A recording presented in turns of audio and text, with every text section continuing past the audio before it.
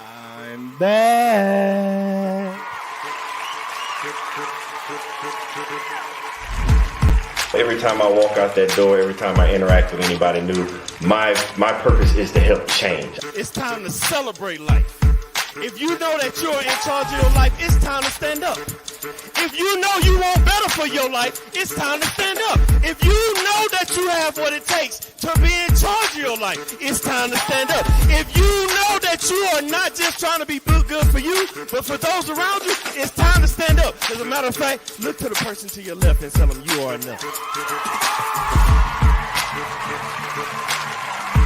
I want to help you change, and just like you change, every time I interact with somebody, they help me change. It's no different than if I met an individual and they had 4 quarters and they needed change, or if I had $1 and they had 4 quarters, I need to change. We can swap the money. The value is still the same. They still got $1, I still got $1, but we both exchanged something, and it was a change for both of us. So every time I walk out that door, I inspire to help change lives just as much as lives have changed me.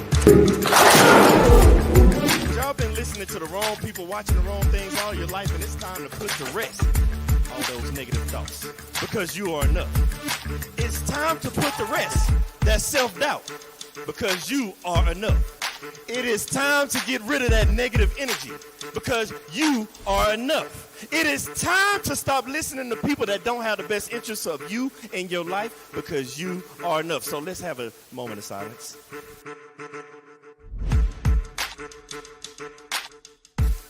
I want everybody to understand that you are the person that's in charge of your life. Everything that you have inside of you to be who you're supposed to be in life. You have a destiny, and that destiny can only be accomplished through you, by you, and only you, with the help of God. When you realize that you are the person you are, because you're not a carbon copy, there's only one you. They try to put you in a box. Society tries to put you in a box, but you can't be in a box. How can you be in a box when there's only one you? But then they tell you, think outside the box. What I'm trying to get you to understand is there is no box.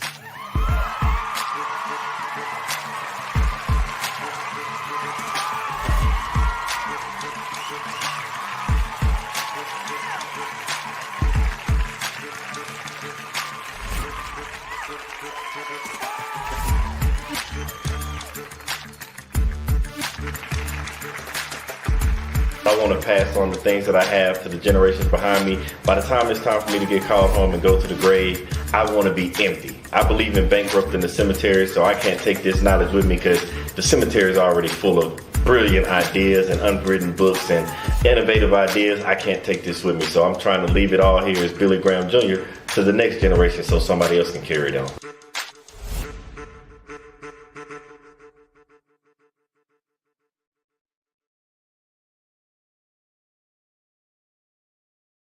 What's up, and welcome back. Man, have I missed y'all. Man, first of all, I want to just say thank y'all for tuning in, because it's a blessing just to be able to talk to y'all. But man, when I say I was sitting here and I was like, man, I can't wait to talk to this next guest. Now, don't get me wrong. You have seen her before. If you haven't and you're just now tuning in first time, welcome. But if you need to go back and check her, episode 39 and episode 7, because she not only dropped facts and gave us different things to live a better life, she kept giving us more and more content of how to grow our life, eat better, live better, communicate better. So now I'm going to bring her on, because we're going to do something a little bit different today that you've never had happen. And it was just something that just touched me to say, hey, with the world we're living in today, how can somebody like this individual help us live a better life? So I'm not going to hold you up anymore. I'm not going to make you wait any longer so we can get this information. I'm going to do my best to pick her mind, because she has some brilliant ideas and brilliant strategies. So I'm going to bring you on the one, the only, the amazing Miss Raven Thizzle. Hi. What's going on? How you doing? I'm doing good. Thank you so much for having me back. No. Thank you for taking the time to come back. And just a quick snippet, a quick bring it all together for those that are just now tuning in. This is their first time. Can you tell everybody, who is Raven? Wow. Okay. Well, first and foremost, I am an authentic being authentic. So what you see is what you get every day, including tonight on this show. I am a lover of life. I'm somebody who is open to all types of different experiences. I love people. I love learning about people, and I have met Billy and his wife when I was living overseas. I have since been divorced, lost everything, got everything back, gave everything up, went back and got it, had 2 kids. Like, my journey has been so interesting and fun. It's been full of ups and downs. It's been full of learnings, mostly ups. Um, and I'm excited to be here tonight to share just more of whatever you want. So it's not necessarily what I want. It's the stuff that you have, the knowledge, the strategies, just your way of thinking. It's not like what I want. It's what the world needs. Okay. And only like me, I get to catch the snippets of it because I know you. I follow you on social media. Like I follow you on especially TikTok. I love the TikToks because, matter of fact, let's just start right there. Let's start there because that's what I really love because you give people so many nuggets. And for those that don't follow you or don't know, those little nuggets will cover like eating well, communicating, living a better life, relationships. So unlike other episodes that we've done on this podcast, I want to go where we deep dive into those nuggets and those jewels that you have Ooh. that you get to share with everybody. But I want you to share them with us today. And it doesn't have to be in no particular order. But like, for example, the one that popped in my mind is we talk about the way we eat. Like I'm one of those, I'm conscious. I try to read the back of labels and everything. But with so much stuff that these big companies are doing today, like, for example, they're trying to make a way to make fake chicken and the stuff that they do to our produce. Like for somebody like me and all the rest of us out there, how do we find ways to eat and live a better, healthier life? I love this. So I am actually a certified holistic health coach. I was trained at the Institute for Integrative Nutrition. And before that, I was already a junkie when it came to learning about all things wellness. So I am ready for this moment. All right, let's get it. So when it comes to, hey, I just want to start eating better. I want to start ingesting more things that are good for me. Congratulations. Like you've taken the huge step forward of making the decision that you're going to do something different. And it has to start with a decision because the way that these foods are engineered, they are and I said engineered because they are created to be addictive. They're created to keep you coming back because it is about making money. So the food really is drugs. So I would start not by saying that I'm going to, unless you're somebody who just is a disciplined person. If you're a disciplined person, then yes, you can come in and say cold turkey, I'm not going to do this and not going to do that. If you find yourself being somebody who generally will start something and kind of talk yourself out of it over time, like most of us, then I would not recommend that you start off out the gate saying what you're not going to eat because you'd be surprised how that stuff will creep back in. So what I would say, and what they teach us in school is something called crowding out. And that is the process of adding more good things in to the point where eventually you have developed these tastes for something that is better, and you stop craving the things that are not as good for you naturally because your body responds so well to the good stuff. No, I say that because I'm laughing because when you say that good stuff, or we're just talking, not obviously, but just like the sugars, like me, I'm loving some Starbucks, or I like my sweets. Like, what are those things that you push into? Because we hear this and we're understanding what you're saying for somebody not as disciplined. What do you substitute those sugars, those coffees, those soft drinks? Like, what do you utilize? Because most people like myself be like, well, I just can't drink water all day. What is the other stuff? Like, what can I do? Okay. This is tough because it really is, it's on an individual basis. So one of the concepts that I love is called biodiversity. And it means that even though a lot of the same things are good for all of us, each one of us are so different, just genetically different. Our lifestyle is different. The place where we may be living is different, what we have access to. So I'll start by saying that. So what I'm saying is not a one size fits all thing. But if I had to say, like, this would be a good place to start. You mentioned sugar, I would definitely say your beverages, if you're trying to cut back on sugar, start cutting the sugar out when it comes to your beverages. And then maybe move into your foods. You'd be surprised how many sugars we consume just from the things that we are drinking. Yeah. Not even the fun stuff like the cakes and stuff that we get to eat, you know? So if I was starting all over, I would start the same place I started the first time, which was cutting out sodas. If you're somebody who drinks sodas, even if they are diet sodas, I highly recommend that you begin to replace it. If you're not somebody that likes water, which is so weird to me. I drink water all day. I get it. I'm not trying to judge anybody, but when people say they don't like water, I'm like, what? But I get it. I encounter people who don't like water all the time. I'm not judging you. I'm different from you. So if you're not ready to jump straight from soda to water, start with juice. But when you choose your juice, this is your first opportunity to start choosing more thoughtfully and intentionally. So don't go straight for the Welch's. Don't go straight for the juicy juice. Don't go straight for the high C. You want to start taking this opportunity to read your labels. So when you purchase a juice, try to purchase a juice that has 1 to 2 ingredients. That is your challenge. 1 to 2, no more than 2 ingredients. Why do they need more than that? It's juice. You know what I'm saying? Or you can make the juice yourself, which is even more like delicious. I make fresh juice for myself most days. That's how I start most of my days off, with a hot tea. And then later on, I'll have do you want me to tell y'all what I eat? Yes, we love it. Yes. Let me walk y'all through what I eat. So I'm actually on my second weight loss journey.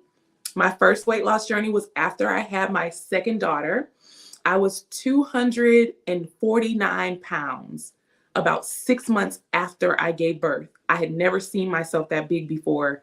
And that's a lot for me. Okay. I'm 5'9.5", so I'm pretty tall.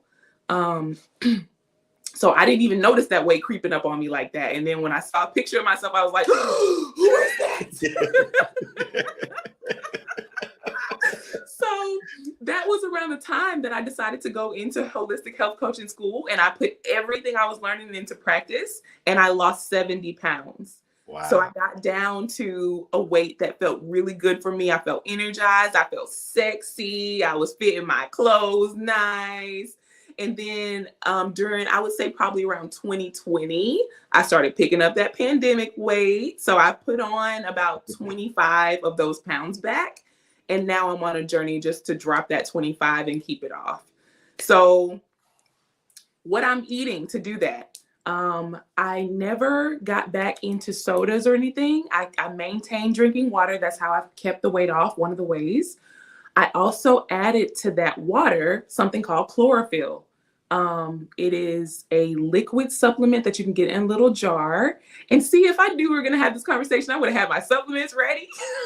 Well, you know how we do. I didn't know it was going this way. We all authentic. Yeah. It happens. It's all good. So I add a few drops of chlorophyll liquid to my water, and we could get into the benefits of that later. And sometimes I will also add lime juice to my water. After I start off my day with water, my morning, the next thing I may have is a cup of hot tea. I fast in the morning. I'm somebody who's just not hungry in the morning, but if I was to be hungry in the morning, and when I lost the weight the first time, I would eat in the morning, I would have oatmeal. Oatmeal is wonderful for weight loss. That will be the meal that I ate in the morning. If you don't like oatmeal, then you can try something like chia seed pudding, but you want to focus on something that's going to be fibrous enough to make you feel full, but also get your digestive system flowing. You don't want to be stopped up. That's one of the worst things that you can do to your body, is be constipated. So focus your intention around eating on what's going to help me poop. That's the question. When you're having a meal, is anything on my plate going to help me poop? If not, let me put some on my plate. So breakfast, I don't do, but I have tea. I'll have some fresh juice, which means I'll take a whole pineapple and just chop off the, parts you can't eat, throw it in my blender. I don't use a juicer. I use a blender for my juice. I have a Vitamix that's been in my life for longer than some people. Yes. So I'll throw my pineapple in there, maybe some spinach, something, whatever you like. Just throw it in there. Juice fresh fruits and vegetables. Then around lunchtime, I have a big lunch. I have a big lunch around like 11:30, between 11:30 and 2, whenever I'm hungry. I go into the kitchen and make it myself. I'll just saute a ton of vegetables. So it'll be like onions, peppers, some mushrooms, some zucchini, which is my favorite this time of year. Maybe some lentils. I'll just throw it all in there, and then I'll maybe top it with an egg or two, so that it's giving me like a brunch vibe. And then on the side of that, I'll have some Ezekiel toast with almond butter and honey on top, a little sprinkle of salt, and it's delicious. So I enjoy a huge, like it's a big old bowl of vegetables that are sauteed. That's my lunch. And you got to season it up, like make it how you like it. I like spicy. I put some hot sauce on it or whatever. I have a snack between my big old lunch and dinner. And that'll be whatever I want. It might be a cookie. It might be some crackers, or it's usually something that's a store-bought or packaged item. Unless I just have something else laying around.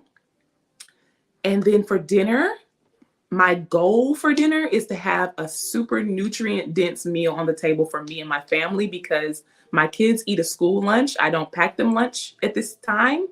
So I know that means they're getting a bunch of junk. It's processed food. It's a bunch of dairy.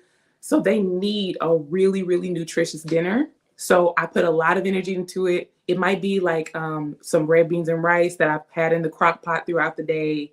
I'm from Louisiana, so I do a lot of Cajun food. I might make some lasagna with a whole ton of veggies. If I make spaghetti, I've chopped up 100 different types of vegetables, tiny, and I've cooked that sauce down for hours, and you can't even tell it's in there, but they're getting the nutrients from it. So that's just an example of what a day of eating might look like for me. I have a sweet tooth, like you, Billy. Yeah. So after dinner, I get a craving, and you know what? I indulge. I let myself have, if I want a piece of chocolate, I have a piece of chocolate. My goal with myself is not to overdo it, and also not to do it every night. Okay. Moderation. Yeah. So, because basically what I'm hearing, because everybody heard the saying of shop like the outside of the grocery store, because once you start going down the aisles, that's where all the processed stuff. So you basically sound like your meals consist of, I'm shopping the outside of the grocery store, and I might dive in there in the middle just for a pack of cookies or something like that sweet. Just one or two things, not very much, but in moderation. And that's what you're using, because we hear all these different ways of, take this diet and follow this. And that thing you said, we go and we try to jump all in and we can't stick to it, versus it sounds like, based off what you're telling us your diet is, I don't even want to call it a diet. Let's just say your eating regimen, because you're basically saying, I'm going to eat like this and I'm going to consistently do it. You didn't do anything drastic and I'm just getting rid of all the meat. I'm just going vegetarian out the gate. Like, actually, I did. Oh, you did? Yeah. Okay. So what I tell other people to do is not what I did. I did this for health reasons. I don't eat meat. Oh, wow. And I have on and off, I don't eat dairy either, but I do have dairy sometimes. Okay. I'm more likely to have a little dairy than I am to have meat, but my reasons for going cold turkey with it are for my health. Okay. So this is great. I think this is important to talk about. And thank you for letting me just go, Billy. I always feel like I can just be myself and just get it all out. I like to talk, so this is great. We need it.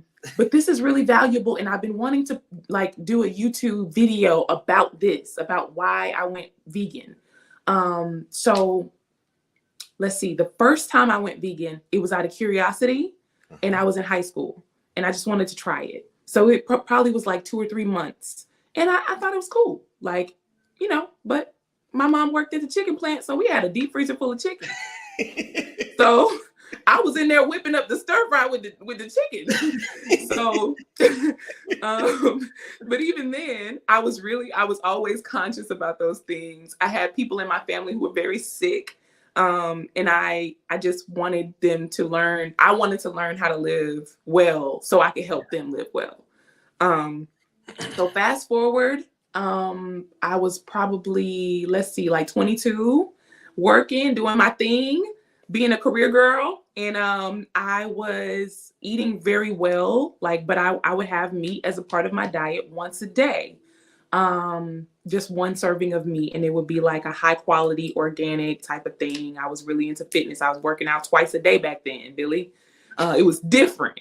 She was different. She was built different. I've been there. You're military. So then fast forward, I started to have some health issues after my second child was born, and while I was getting prepared for my divorce, I started to notice that I was having mood swings. And I was like, okay, PMS, a little postpartum depression. I did go through postpartum depression.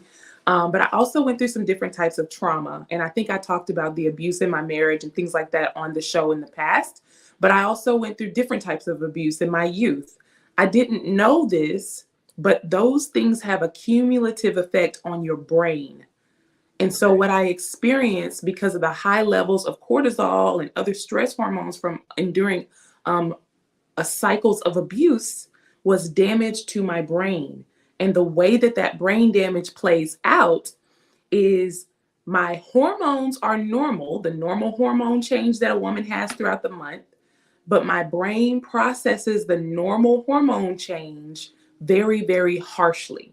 And so that can result in anything from a severe period pain and cramps to cramps when I'm not on my period to feeling suicidal for days at a time and having really extreme bouts of just mood shifts.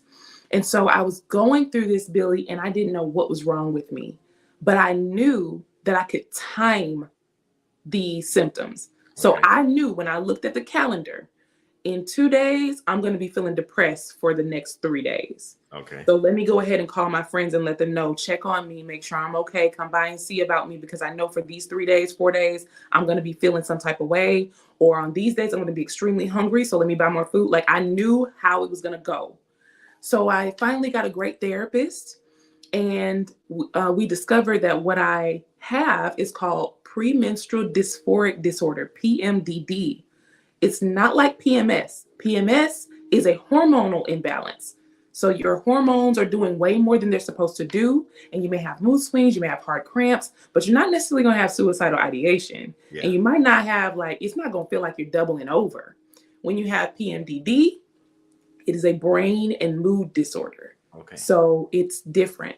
So when I discovered that that's what was going on, I said, well, I wonder if I cut out animal hormones from my diet, would that help my brain to process my hormone changes better? So the first thing I did was cut out meat and dairy, because that's nothing but animal hormones and everything that they inject in the animals. Okay. About 2 weeks after I cut that out, I noticed that I was feeling great. I wasn't feeling sluggish. At the height of at the height of my symptoms, Billy, I could not even carry a conversation with someone. Wow. You hear how you and me are talking. Imagine me not having not being able, by the time you finish what you're saying, I would have already forgotten it. Oh, wow. Or I'm sitting in meetings at work and I have to take profuse notes the whole time, because if I don't, I will be incompetent at my job. So I thought I was going to lose my job, my friendships, everything. I could not think. So 2 weeks after cutting those things out of my diet, I was like, well, wait, where's the brain fog? I'm laughing. I'm not supposed to be happy this time of the month. I'm supposed to be sad. So then a month later, no cramps. Everything is regulated. So I just continue to not eat meat and not eat dairy. Oh, wow. Now, I tried back in January of this year to bring back seafood because, like I said, I'm a Louisiana girl and I want that gumbo, you know? So I tried to bring back seafood. 30 days later, I had a suicidal ideation. Oh, wow. That was this January. So I know meat won't be a part, and seafood won't be a part of my lifestyle until my brain is healed. So I tell people, don't go cold turkey. But if you're the type of person who, if you're disciplined, like I'm a disciplined person, or if you have a health condition that you need to take very seriously, then those are the circumstances where I would say definitely do some cold turkey stuff. Well, it's amazing you say that about the health condition thing. And this is for everybody that's listening. You were able to narrow down. You knew the days, when it was going to happen, how long it was going to happen. And it's people out there. We're out there, because I'm one of those too. I have PTSD and all that military stuff. But I know when something's going to happen. I know the things that are going to be my trigger. I just stay away from my triggers. I know certain things.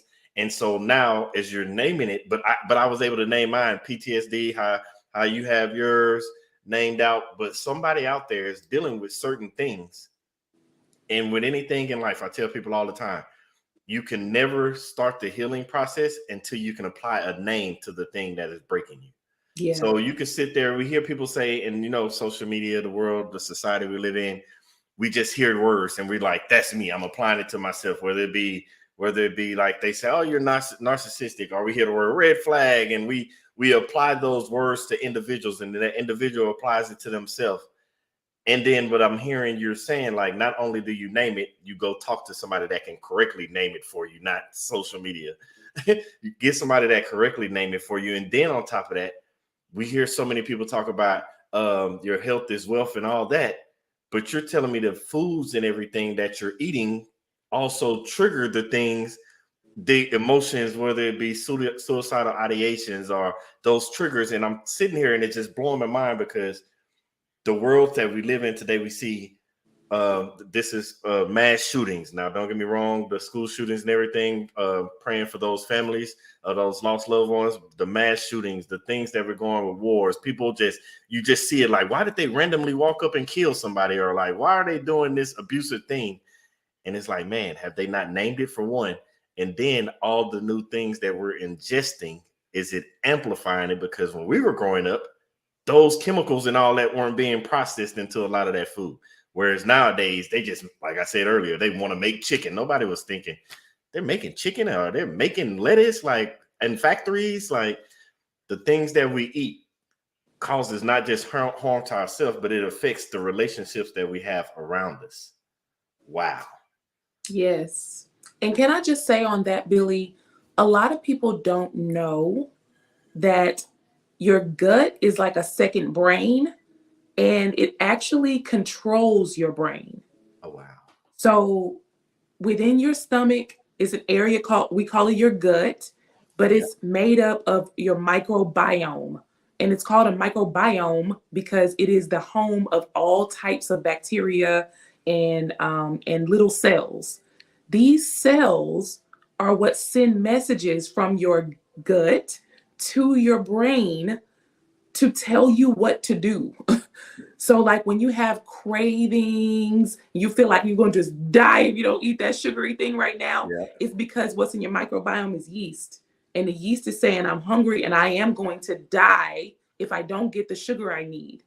So if you can just wait it out, if you wait, you will starve the yeast in your gut. And you won't have those cravings anymore. So it's not just that. Your microbiome informs your thoughts directly, not indirectly. Yeah. Like there's so many studies on this, and I highly encourage your audience, go to YouTube, look for TED Talks about how the microbiome informs the brain, and you will really think twice about what you give your microbiome. Wow. It puts a whole new meaning behind that saying, listen to your gut. Yes, exactly. Because you are what you eat. You are what you eat. Listen to your gut. Like, it's amazing the things that we ingest, how it can shape and form our life. And it's funny because it kind of transitions into the next thing that I'm talking, because with everything that you do, because don't get me wrong, everybody, I actually watch Raven's TikTok videos because I love them. They're enjoyable. But for when you listen to somebody, like when we tell people all the time, your niche is you're finding your passion, your purpose and everything. Raven talking about health and wellness with the food, and like we said, listen to your gut. You are what you eat, and how those things mess with your mind and triggers, and certain things do certain things. It makes you wonder how that affects those relationships. And Raven is one of those key mentors out there as well when it comes to relationships, because you got to know how to communicate. You got to know how to talk to your partner, just how to deal with each other, to work with each other, how to compromise in certain situations. Now that we figured out what we need to eat and how we should think about processing what we eat, how does that transition over into helping our relationships, and what can we do to make better relationships? Right. All right. You ready? You want me to? I'm gonna have to take my sweater off. Ready. So, how your eating affects your relationships. So, the same way that the microbiome informs your brain, more than that, the main tool that it uses to inform your brain is your hormones. Hormones dictate everything. So when you're ingesting animal proteins, animal hormones, when you're ingesting dairy, which is nothing but the hormones that a mom cow is passing to a baby cow, you are ingesting foreign hormones that are instructing your hormones on what to be. So studies have shown like that people who eat a high diet in meat tend to have a little bit more aggression than people who eat less meat. So when your partner is saying something that truly is challenging, right? I'm not going to invalidate you. We have in a healthy relationship, you got challenges. Yeah. So when your partner triggers you, completely healthy and normal experience, but your response to that trigger, it may not be the response that you would give if you were well, if your body was well on the inside. If you're full of mucus and you're full of, bovine hormones, then you might respond in a way that's not necessarily what you would want. Having self-control, that's another way that our eating just translates over into our relationships. If we don't have any sense of self-control or discipline about what we put in our mouth, how in the world are we going to have discipline about what comes out of our mouth? Ooh. Think about your mouth as what it is. It is a portal. So the things that we ingest inform the cells that make up our body. Literally, we become those things because the cells from that translates into the new cells that we create. We can only create new cells based on what we have taken in. Okay. So we become what we have eaten. What we have brought into our portal informs this being. And then what comes out of this portal does the same thing to the world around us. Yeah. What comes out of our mouth has the power to transform the things, the people, the cells that are all around us. So when we are careful and thoughtful about what goes in, I believe it makes it that much more accessible to have self-control about what comes out. Ooh, so that's a good one, because when you control what goes in and what comes out, and then when you focus on that let's just say communication, because that portal, what comes out, what are those? Now, say I'm ingesting and I'm getting everything right.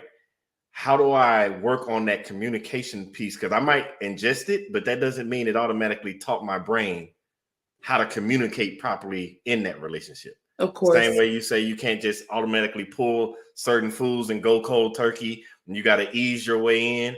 If I'm easing the way that the food goes into my portal and I'm getting on the right path, what are those steps, or what are those part of that communication that comes out of my mouth that I have to work on to be a better communicator for my partner? Okay. So it depends on where you're starting. For me, I tend to over communicate. Okay. And I am in love with a man who tends to under communicate. So we are starting on two ends of the spectrum here. Both of us willing to learn and grow, right? So that's the first thing. Same thing with your diet. Like how I started off by saying, have you made a decision? You have to start off with a decision. So when it comes to your communication in your relationship, start by asking yourself, have I made the decision that I'm willing to do what it takes to be well and to have a healthy relationship with this person? Because having a healthy relationship with one person, you'll have to learn different things than you would with a different person. So am I willing to learn what it's going to take for this person? Have I made a decision? Once you've made the decision that I want to learn how to have a healthy relationship with this person, from there, you can determine, am I communicating too much, too little, or am I just not communicating in a way that they understand? Am I not speaking their language? Okay. And do they need help speaking mine? So that's where you start. Now, once you know the answer to that, I recommend doing some chakra work. Like, for example, if you are somebody who, I'll use myself, over communicating, my throat chakra tends to be overactive. And that started at a young age for me. The first time I was on your show, I shared how me being a jokester and a comedian and an actor got me out of being bullied in junior high school. So at that time, what I had was a weak and hurting and damaged root chakra. Foundational things about who I am were broken. My sense of safety and security was very weak and flimsy. And I learned to overcompensate for that damaged chakra with my throat chakra. So I had to do some chakra balancing work that is ongoing for me. As I continue to strengthen my sense of safety and security, I find that I don't need to say as much. I don't need to try to protect myself with my voice. So that was my work and my journey, but yours may be different, right? So then for my partner, if he were here, he would tell you he has maybe an underactive throat chakra at times. And that can be a point of contention as well. Why you ain't saying nothing? Know what I'm saying? So for him, maybe I'm just conjecture here. If I was to use myself and he's the opposite, let's say his root chakra was damaged in such a way that he felt that he could not use his voice or should not use his voice. And so as he continues healing, he may feel more and more empowered to speak.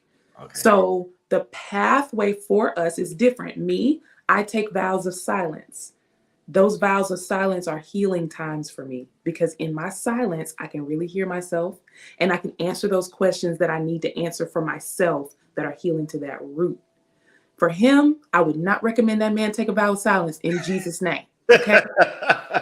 For him, maybe he might need to take 3 days where he just says whatever he's thinking, even if it's, where he said, I might say, baby, don't take it the wrong way. I'm not speaking for the next 24 hours. So let's communicate, let's cuddle. Let's, I do a little sign language. I'm still going to cook with you. We go on a date, but I just won't be speaking. I'll be listening. And he might say, babe, I don't want you to take anything I say for the next 24 hours against me. I'm just going to be practicing letting things out of my mouth. I'm going to just let it fly. And I have to prepare myself like, okay, he might say some shit I don't like. Yeah. But I want him to heal. So, even if you have to, maybe you don't need to say everything in front of the person. Go in your closet, say it, but maybe say it elsewhere if you need to, use a little tact. But I would say that's a place to start is identify where you are and try some things on the other extreme to get yourself a little more close to the middle.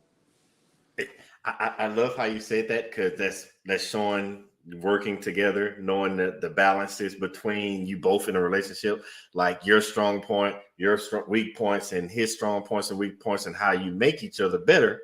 And then you mentioned in there about when we go to cooking or go to dating. So now we're communicating because I want people to understand communicating is just not what verbally comes out of your mouth. Communicating also involves that active listening. Communicating, as Raven just hinted at, involves that cooking together, that going out on dates. So can you elaborate on different ways that are not actually coming out of your mouth or actually having to hear things from others? Can you show other forms of communication or explain other forms of communications that's possible, like cooking, you said, with your significant other? Yeah. Okay. This is fun. So we are also, okay. The cat is getting out of the bag right now. I'm making this announcement on your show. Ooh. My significant other and I are both certified relationship coaches now. We went through a relationship coaching certification class together, and we both have our certifications in that now. So as a part of that, we help couples with intimacy. And that's one of my favorite things. So when you talk about these different ways of communicating, what I hear you saying is, how do we foster intimacy in the relationship? Because when you're moving away from just your verbal and you're adding in these other communication styles, you're building intimacy. So intimacy consists of, according to my mentor, Dr. Kim R. Grimes, who you've also had on your show. She says hi, by the way. Fun, friendship, forgiveness, love styles, and love making. That makes up intimacy. Fun, friendship, forgiveness, love styles, and love making. So the other ways that you communicate, having fun together, like just laughing, finding something. You don't have to be talking and laughing. You're just watching a comedian and laughing, or you see something funny that a funny meme, and you share that laugh with your partner. You're fostering friendship when you do that, and fun when you do that. The next one, friendship. So intentionally doing the things that you would do with your friend and treating your partner like they are a friend. This is a cool thing that somebody I know does in their marriage that I've just always just admired. They have something called BFF mode. And it's when they're really upset with each other and they feel like they can't talk to each other. What they'll do is say, let's go into BFF mode. And they'll talk to each other about each other as if they were talking to their best friend about them. Oh, wow. So they'll say, all right, babe, let's go into BFF mode. Let me tell you what this man did. Basically, he showed up at my house without, but you're talking to your partner, and your partner has taken off their relationship ears and put on their best friend ears. Got it. Wow. So that's fostering friendship in a tense moment. So fun, friendship, forgiveness. This one, I'm learning it all over again. I have been single for 5 years before this relationship. And so dating was just a matter of, oh, I don't like you, I don't talk to you anymore. Or we had a conversation that we both didn't like. Guess what? Bye. There's really no need for the forgiveness thing, in the romantic space for me for 5 years. So then when, I've made the decision to be in a committed monogamous place with this person, obviously there's going to be conflict at times, or sometimes you hurt my feelings or I hurt your feelings. And in that space, I gotta like get to a point where I want to hang out with you again. Yeah, exactly. So forgiveness is that ongoing like grace, understanding that you're not going to be perfect. And I've already accepted, like I've observed you enough to know these are the areas where we might rub up against each other. Yeah. So I'm deciding in advance that when those things happen, that I'm not going to throw you away or abandon you when that happens. I'm going to stick it out with you. I've made the decision to heal together, so it's revisiting that. And we have to make those decisions over and over and over and over every time something happens. That's the forgiveness part. So that is a type of communicating. And then love styles. So people talk a lot about like the love languages, and I think they're great, and I think that there's a lot of depth there that people don't explore.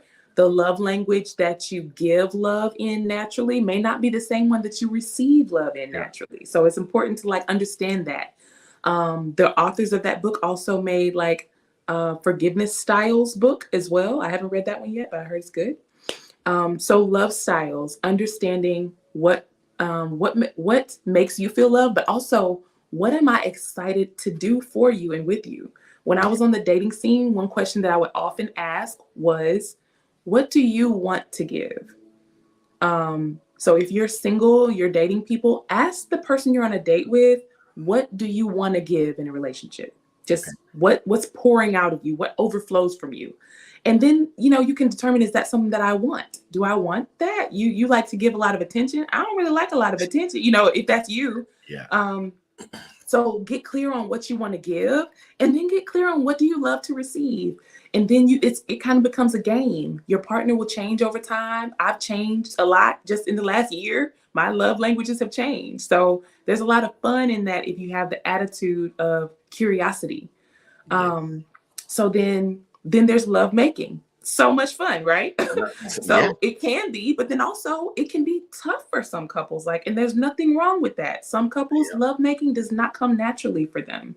And my partner and I, we love Tantra as a tool to help to just really go deep when it comes to intimacy. It's not just physical when you're connecting in this way that is spiritual and it's within yourself, and you can connect spiritually with your partner as well.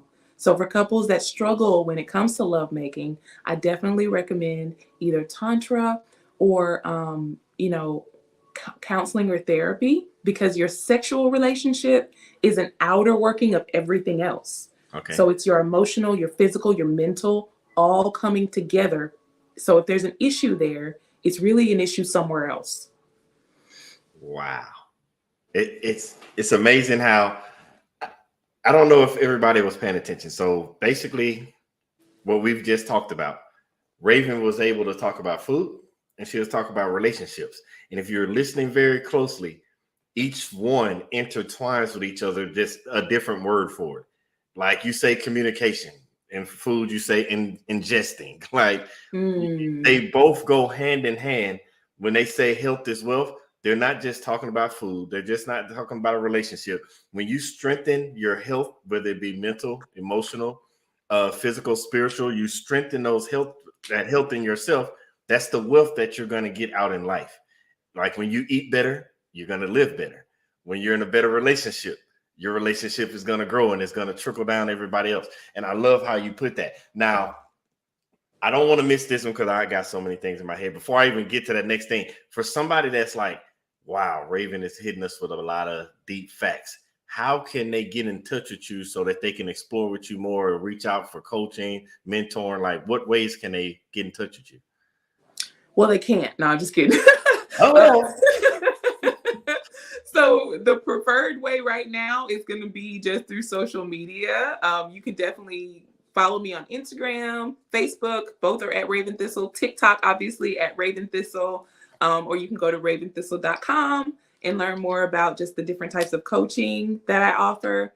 Right now, I just took a new job about a month ago. I started in a new role.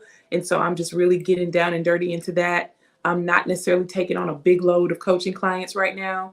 But I don't mind talking to you if you need some help. I mean, this is why I'm here on this planet. So I don't need a formal, coaching thing with anybody right now. But if you need some advice and support, you can probably find it there. Now go to my TikTok, and if you see content that, you're like, I want to learn more about that, leave a comment and I'll make more videos about it. Like I'll just keep doing that. And that's why I asked that, because I know for me, I've learned so much just watching the TikToks. And I say that because every day we're growing. Every day we're trying to be better. Everybody wants to be better and get better in life. Like, for example, you're doing all this great stuff for people, and you just said you're taking on another role. And I say that because people think that, oh, I found this one thing, I'm not leaving it, I got to stick with it. And in life, you grow. You learn something new, you go on something new. So I say that to transition to, for first of all, congratulations on the new role. And two, for everybody that hasn't seen it, go back and watch the episode 7. That was when Raven first came on. And then you go watch episode 39, I believe. And now we're on this episode, you can see the evolution of growth. The reason I tell y'all to go watch that, because as we transition to this one, congratulations on the new job and everything. What is this new thing and new field that Raven is diving into now? Thank you. So I'm really excited about my new job. I actually love it. I loved my old job too, my last job. So I was working diversity, equity, inclusion in HBCU spaces, mostly with professional sports. I helped to found the Doug Williams Center for the study of race and politics in sports. So I don't know if y'all know this, but I really ain't no sports junkie like that. So to be honest, I always felt like I was behind the 8 ball, even though we accomplished some amazing things with the Doug Williams Center. And when I look back, I'm just really proud of, just somebody who came in without a deep knowledge of sports. And I came out with just so much, appreciation and understanding and admiration in that space. but I wanted to transition into the tech industry Mhm. because I felt like if I can do the same DEI work of creating real pathways and opportunities for people to work in professional sports, I can do even more in tech because tech is just a bigger umbrella, especially when I consider the wealth gap for Black people. Okay. I feel like the only way to really bridge the wealth gap is to get Black people in tech jobs. So with that in mind, I was looking for opportunities and I wasn't finding any. And one day I got a LinkedIn message from a former colleague saying, hey, a friend of mine has an open position at this tech startup that I think you would be perfect for. And so the company is called Carrot. It's the world's largest interviewing company, and they specialize in interviewing software engineers, technical interviews, which I had never heard of because I ain't no software engineer. So the position was with their new initiative called Brilliant Black Minds. Okay. And Brilliant Black Minds is their way of using their patented interviewing cloud technology to help Black software engineers overcome hiring bias by being excellent at technical interviews. And so my job is I'm now the senior communications manager of the Brilliant Black Minds program. And so I create communication solutions for this like monster of an effort to double the number of Black software engineers in tech. Oh, wow. Yeah. So it's cool. It's fun. The people that I work with are just like smart and funny and just cool to be around. It's just a cool group of people to be a part of. The company's based in Seattle, and I get to continue working remote, which I don't like going into places at certain times and stuff.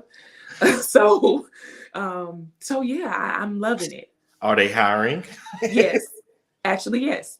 Yeah, go ahead. We're gonna have to talk out the line. I'll send you. There's actually I three. love remote. There's 3 openings right now.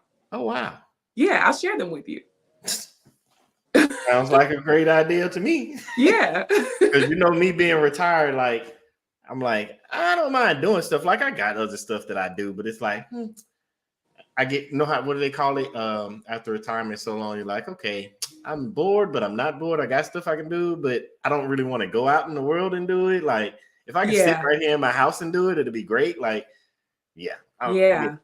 because military, you ran around the world all my career. So it's like now that I get to feel the sitting still, and God has blessed it where the retirement and everything takes care of everybody. And it's like, you don't have to go nowhere. But if you get bored, you can do something. And it's like, but if I do something, I don't want to go anywhere. That part. I can't imagine going back to work in person. I mean, I would do it if I had to. I'm not too proud. I will go and scrub floors if I had to. I don't care. But I'm grateful that I'm able to find these opportunities that keep me, working from home, especially as a solo mom. Yeah. If my kids are sick, I don't have to miss work. I can take care of my kids and be present for my job. Wow. That's amazing. I'm just so happy for you because so everybody's already know we met back in Italy, but I love when I get to watch not just people succeed, but watch the transition of greatness happening. Because we hear and we watch on social media when people pop up and we just see the great part. And it's like, well, how did you get there? What happened? Like, what transitions? What phases? And they're like, oh, no, I just did this. And it's like, well, there's more to it. What was that? And that's why I love having you on, because not only have I got to see it, but just from talking to you, you have talked it, especially for the third time. You're showing us this transition and you're continuing to develop and evolve and get this greatness. And I'm like, yes, this is what it looks like. So people have you as a role model, even though you might not try to be. You're a role model and inspiration for others that, like, excluding myself, that gets to watch and see your journey. And it's like, this is how it goes. And I say that because now I want to ask that question of, I ask it to everybody. What would be that thing or that nugget or that advice or that raven thing that you would tell somebody that's out there that's listening, that's watched the show and watched your journey, or that's going to go back and see your journey? What would be that thing that's inspiring, motivating, whatever it needs to be to help them get through those hurdles and around those obstacles so they can continue to succeed, what would that thing be you would tell them? Okay. Based on my day, I'm going to base it on just my day. I would say keep saying yes to your joy. So regardless of what the issue at hand is, the question is, what's going to be the thing that gets me closer to what's going to joy, like in this situation, and don't delay it. Like, I'm not going to put it off until later. I'm not going to sulk for too long. I'm not going to, keep existing in a negative thought loop. Jump out of it as quickly as you can. Like, this is what's happening. I accept it. I acknowledge it. What's the most joyful choice I can make? Make the joyful choice. Choose your joy. Say yes, yes, yes, yes, yes to yourself. I recently heard that the brain is going to believe. The brain operates based on belief. Yeah. So it's not about what you think, really. It's about what you believe. If you believe something is not possible, your brain will not create any solutions for it. Oh, wow. But if you say, if you say it's possible, like, yes, we can have a country with no prisons. It's possible. Yeah. You would start thinking of ways. So apply that to everything. Yep, it's possible for me to be happy today. Even though this has happened, it is possible for me to be happy. So what would that take? It's possible for me to get a new job. It's possible for me to learn a new skill. Possible for me to find love again. Possible for me to be a good parent. Whatever it is. So when you have a negative thought, like all of us do, about yourself, your life, whatever, acknowledge it. Yeah, I could have handled that better. Yeah. So how can I make that joyful choice next time? Yes, it's possible for me to do it better next time. This is what I got to do. Wow. It's like everything else you've taught us. We overthink things, because I know I do sometimes. And when you just break it down into that simpler form and try not to, as we started from the beginning, try not to just remove everything and start doing it just all at once. With the way you just broke it down, if you just take the little steps, understanding of this is all you start with the small thing. It's possible. When you believe it's possible. You see that? Yes, small steps every day. That's on my desk. That's everything that you explained to us, all the way from eating to relationships, to just how you go about just small steps every day. Just taking the look. We hear people say it and we still overthink it. It's like climbing a ladder. It's the reason that the ladder has small steps, because if they took 3 of the ladder steps out and made you jump all the way to the 5th one, we wouldn't make it. So you have to take the small steps every day. It's so many things in life that show us to take the small steps, but our minds overthink it and we try to go big all at once. And everything you've told us tonight, when we want to be better as a person in our own life and for those around us, take those small steps every day by believing that I'm possible. It's possible. Wow. I love it. I love it. Raven, as usual, it's just amazing as usual every time you grace us. So I got to say it again on behalf of everybody. For one, congrats on the new job. That is amazing. And then on top of that, we want to say thank you for stopping by to just drop more nuggets on us to help us live a better life. We appreciate you. Thank you for having me. I love you guys, and I would love to come back anytime. And as you can tell, I got lots of stuff I want to share. So catch me on TikTok. Don't worry. We will be bringing you back. You just hang on. Stay with me because I want to talk to you right after the show. But again, thank you. And we appreciate you. And we will see you, Raven, on the other side.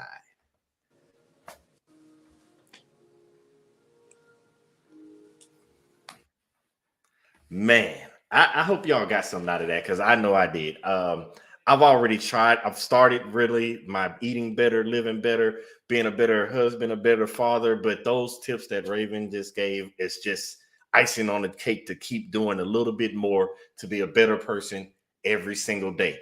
All you have to do is remember, try to do more and be better than you were yesterday. Man, it was amazing. I loved it. I can't wait to have Raven back on, because, again, we're going to pick her brain every time she comes on so she can keep dropping us nuggets. Again, I thank you for tuning in. Can't wait to see you next week. We got an amazing guest, and it's the same time every Thursday 8 p.m. Eastern, 7 p.m. Central, and we look forward to having you. But until then, we're going to miss you. I can't wait to talk to you soon. And remember to every day live in your purpose, with purpose, on purpose. Thanks for tuning in. See you next week.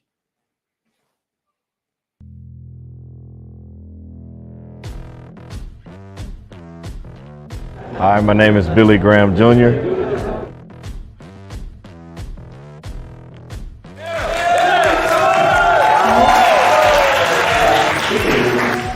Growing up, everybody thought I was going to be an actor. They're like, you're funny, you should go be an actor. I was like, I can't be an actor, can't you see? What is my purpose? If you're like me, I lost my purpose. I didn't know who I was. I let society put me in a box. I don't want you to be in the box anymore. Because you and you only are the one carbon copy. There is no other you. So how can you be in a box if it's only one you? So you need to steal your power back. Because we gave it to somebody. I want you to say, steal your power back. Steal your power back.